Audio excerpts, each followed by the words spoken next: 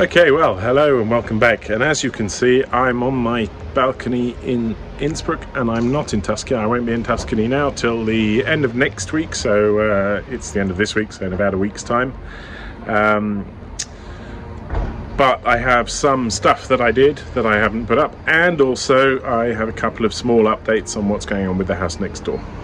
So first of all, absolutely amazing the number of people who left comments, the number of people who watched the video, and the number of people who've subscribed to the channel, which is great. So thank you very much. Every subscription helps, and every view helps too. The big update is not really there. I've spoken to the owner again, and here's some background information. So the owner is retired, lives in Paris, and owns the ruin that is on the other side as well, that has completely fallen down. So she doesn't have any other family, she doesn't have any children. It's going to be very difficult to do what most of you suggested. So a lot of people suggested force her, or try and get the commune, or try and get somebody to deal with that, so that she has to make it safe. And that's something that's probably possible, yes, but would probably take more time than that roof has left. That's where the real conundrum starts, because she is sentimentally attached to the house, which I understand, and she inherited the house, but on her own. There are no other owners, so it's not that complicated. That part of it at least wouldn't be that complicated. We've spoken, and I've said to her that I would be interested in buying, and I made a very, very low offer, which she's made very clear she's not interested in accepting. So we're sort of talking backwards and forwards. She said that she'd spoken to someone who said that they could fix the roof easily, but that was based on some pictures, so I don't know how effective that is. But we haven't, communications certainly haven't broken down, and they are ongoing, and hopefully we'll find something for this quite soon.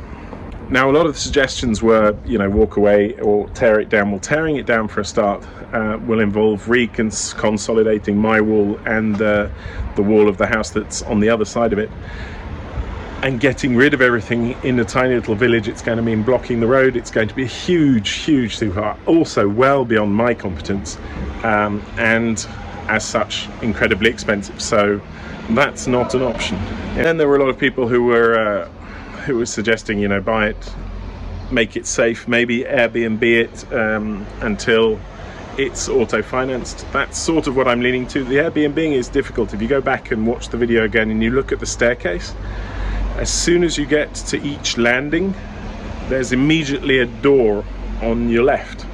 So it would make it quite hard to create an apartment on the top floor without having to walk through the middle floor apartments, and the bottom floor, well, there's no windows out to the back, so that's probably going to be a very difficult one to turn into an apartment. My thoughts on that, and I will keep you updated next week. As soon as I'm back out there, I shall be talking to her again, although I have been talking to her from here. She is delightful and charming lady, but just doesn't have the energy or the time really to do anything with it, and is alone. So after such a long time and living so far away, ever since COVID, it's become much more difficult to travel, and so she is now willing to give it up, but I think she would like it to be finished. The background to the house is that it was never finished. The person who started building it died in 1968, and work stopped in 1967, and nothing has been done since. Nothing at all. So a couple of summers, the owner with her parents camped there on the first floor, but since then, nothing has been done. A couple of tiles were moved around in the first few years just to stop water coming in, but now it's been almost 60 years since anyone has done anything in that house, and it shows. It wasn't gutted, it wasn't taken to pieces, it just was never finished, and it hasn't moved in that time. But with the water damage that's coming in now, especially because of the guttering in the roof, it's definitely time to do something, I feel.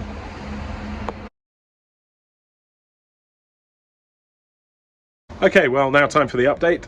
Here's everything else I've been up to. Bit of showers, fitting a door, just making it more and more presentable, and well, enjoy that. Okay, well, good morning and welcome back. It's another beautiful morning in Tuscany, which you can't see because I'm stood in a shower cubicle. What I'm going to do now is, on the shower in the master bedroom that we did last time I was here, I'm going to seal it with this, which is basically a matte, completely transparent varnish, which you just roll over the walls, and after that the shower is completely waterproof and can be used, cleaned, etc, etc. So it's pretty simple. It's these two compounds, this one and this one, that just need to be mixed together in the tub, popped in here and rolled on the wall. So as you can see, it sort of goes on white, it then dries, transparent matte.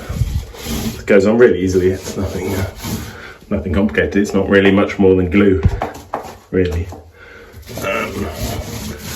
So I shall just get all of this done as quickly and as best as I can, so that this shower will be usable in about 24 hours then. We go about half an hour, I guess. You can see it's already starting to dry transparent up there and down here. It's still very white over here, which is where I did last. But that, as with the other shower, will seal. There were lots of questions about this as a surface for the shower. But on the other side, it's been there for 2 years now, where we put the shower doors in yesterday, and that's been absolutely fine. No problems at all, so I don't see why it would be a problem here. It certainly hasn't picked up much dirt or anything else. And you can wash it down, you can scrub it down. It's very hard. I mean, it's a cement layer. So, I always get the grouting on tiles. Looks pretty grotty after a couple of years. And so far this has held up very well. So there we go. I'm going to leave this now for a little bit, and then I can peel off all of this masking down here. When this is dried out properly, silicone the corners, because they are sort of individual bits, so that it doesn't crack, and around the bottom, and then fit a door. Okay, well, next up is fitting a door here. It's about time this bathroom had a door. So here's the door. The door frame has been in there to make things look tidier, but it's a 3-piece door frame. And I've got basically the door, the 3-piece door frame, and a bag full of various hinges and what have you to set it up. So I'm going to get the instructions out, because that's always the best place to start. And we're going to see what they say. Okay, well, step one was taking it out and laying it on the floor. Now, a bit of glue in the corners, then these clips, then some more clips, then some screws, and we're done. So, not super complicated. The complicated bit won't be putting the frame together. It'll be lining it up in the hole and making it stay the right shape and the right size. So I'm going to glue this together, and then we're going to have to leave it for a little bit anyway. Okay, so there's the frame. I've cut 3 pieces of wood that are as wide as the opening. So I'm going to put them in. And then I have some wooden wedges here that I can then put behind so that it remains firm there.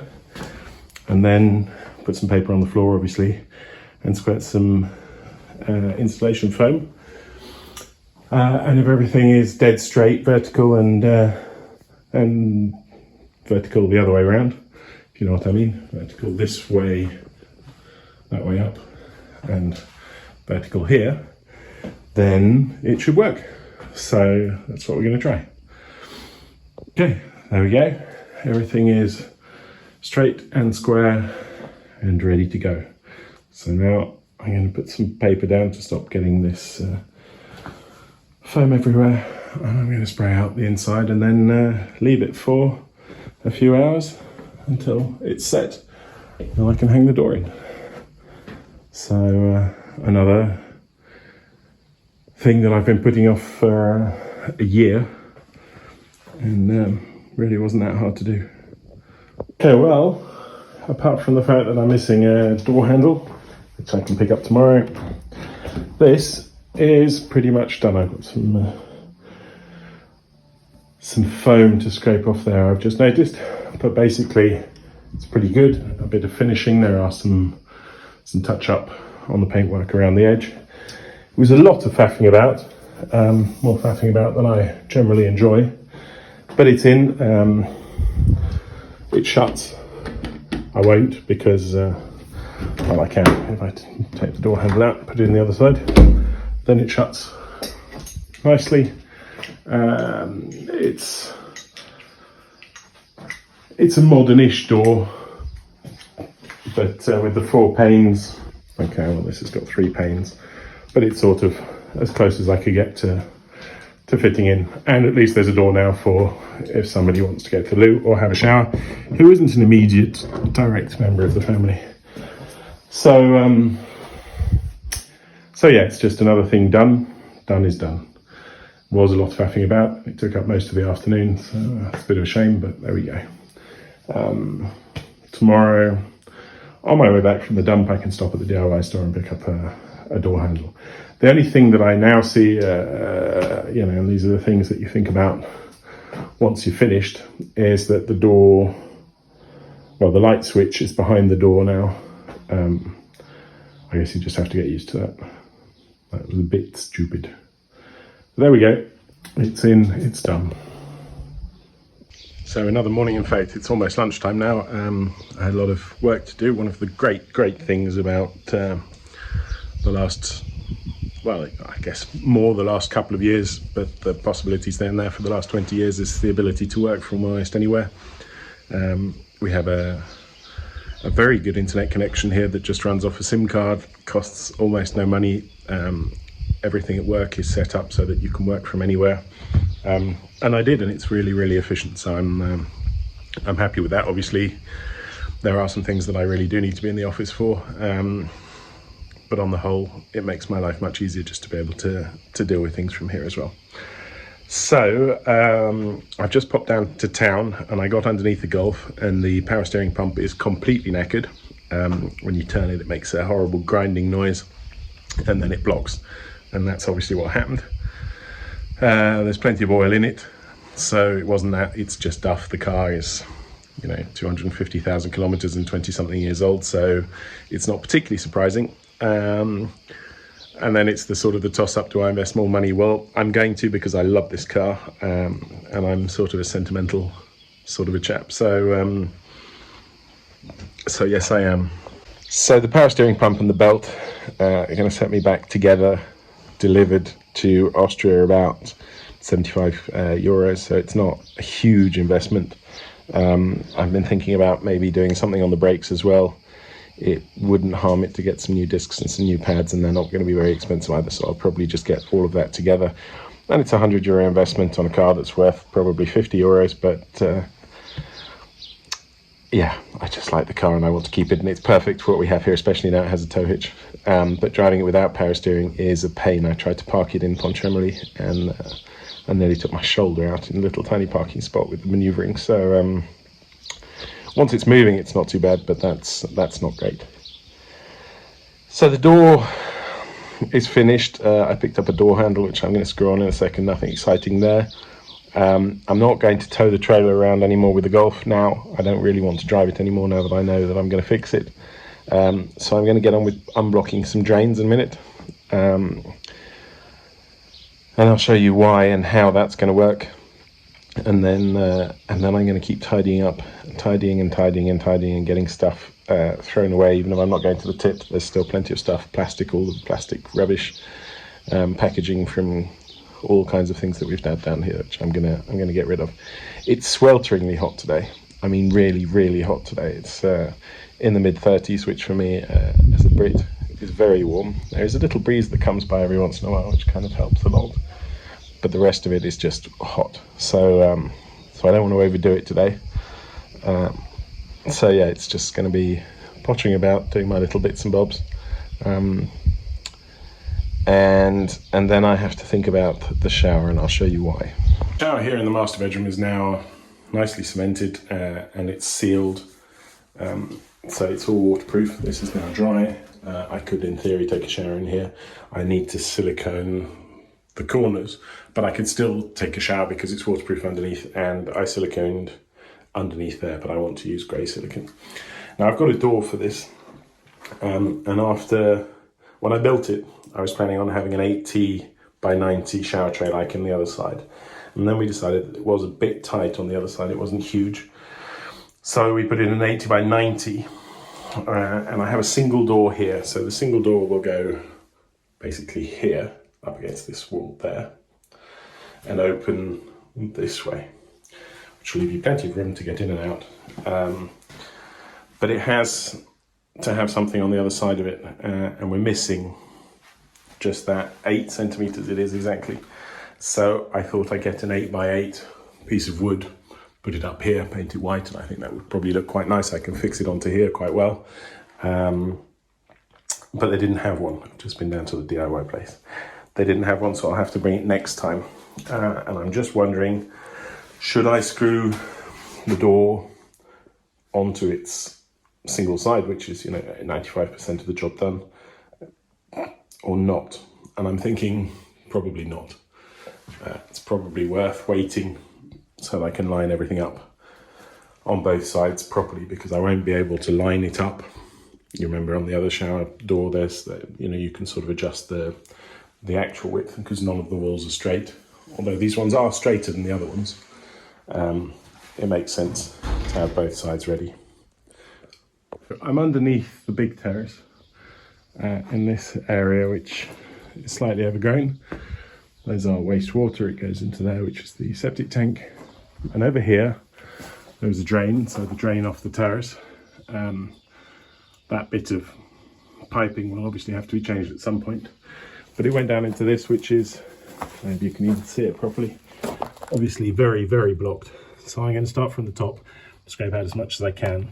And then I have an attachment for the pressure washer over here, which we'll try out, and that should go in and spray backwards and bring everything out. So that's the theory, at least. I'm going to give it a shot, because at the moment I'm just running this through here onto the street, which is less than ideal. And I want to park the quad in here when I'm not here. So that's what I'm going to do now.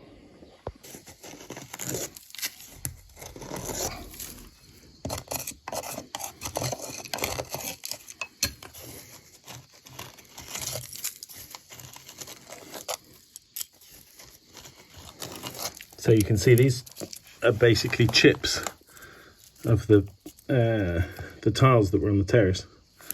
So it's obviously just washed down with time, and it's completely blocked. So it goes down and it seems to turn towards me, so away from the wall, which would make sense. And then it should probably go over there, and it should join up over, somewhere over there underneath that drain, because that's the water drain for rainwater, and this is rainwater, not mains water. So yeah, that's going to take a while, I think. So before I go squirting water down there, I've decided to get its little cousin out and try and hoover out as much as I can get out there. I'm not sure how well that'll work, but it's worth a try. And it probably wouldn't work at all if everything was wet, so it's definitely the one to start with. So not particularly successful. It's a lot of just chips. It's basically all of everything that disintegrated on the terrace went down the drain and has obviously blocked the drain. So I'm going to put together the pressure pipe and see how that does. So this, which is another Amazon wonder and didn't cost much, come with 2 heads. This one has the holes there and it spins, and the other one has the holes pointing further backwards, which is supposed to just pressure it through. So I think I'm going to try this one first, and if that doesn't do anything, we'll swap over and try the other one. Everything's plumbed up, so one end goes into the end of this with the trigger, which is quite useful. And the other end, which I've just sort of untangled, must be over here somewhere. There we go. So let's see if I hold it this way, I shouldn't get too wet.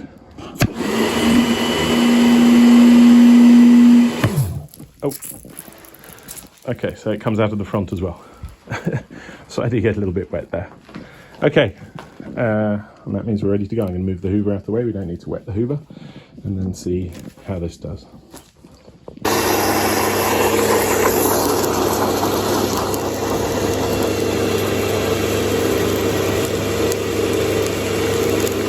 Just as quickly as that, we're through. So that's brilliant. I can hear the water running off. So I'm going to go all the way once through. We'll see how far it'll take me. But this is a brilliant tool, a very brilliant tool. Okay, well that seems to be as far as it wants to go. But so if I raise my arm above my head, we'll say that's 2 meters, 4 meters, 6 meters, 8 meters, 10 meters, a little bit over 10 meters, which is astonishing because it's a tiny little play pressure washer. But that seems to have worked extremely well. So I'm just going to run the hose straight into there and check on the drain, make sure that the water's coming out somewhere, that it's not just infiltrating. Okay, you can hear the water running down.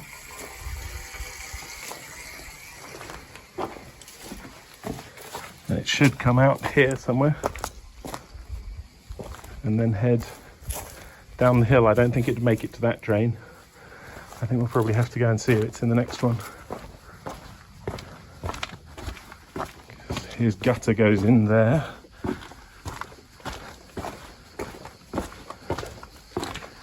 And presumably it should run through here, but I can't hear anything there.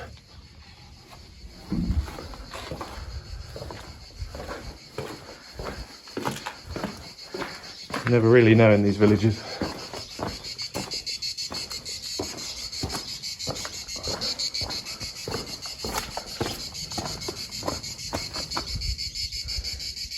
That sounds very dry too, although it's full of water, so it might not be dry.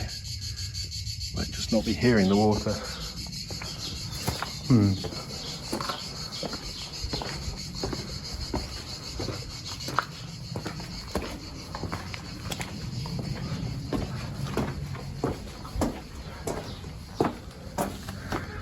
This one's quite a lot harder to tell if there's anything going on there. Well, let's go and see if the water's backed up by now, which it would have done if there was something to back up to.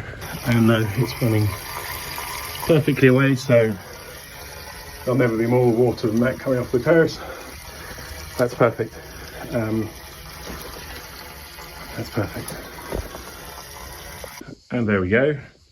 That means now that anything that rains on the terrace won't come seeping through here or run straight onto the road. It'll go down into the drain where it's supposed to. And that is good news.